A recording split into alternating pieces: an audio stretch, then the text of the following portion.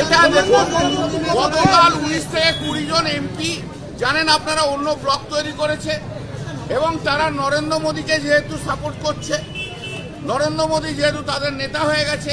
তাই আজ শুভেন্দু অধিকারী সিআইডিকে এখানে পাঠিয়ে দিয়েছে মমতা ব্যানার্জির বাড়িতে, যাতে জানে সবাই যে মমতা ব্যানার্জি আজকে দিল্লি।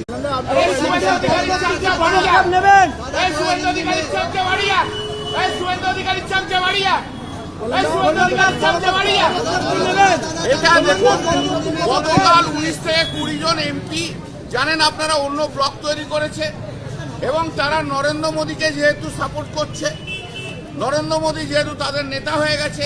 তাই আজ শুভেন্দু অধিকারী সিআইডিকে এখানে পাঠিয়ে দিয়েছে মমতা ব্যানার্জির বাড়িতে, যাতে জানে সবাই যে মমতা ব্যানার্জি আজকে দিল্লি।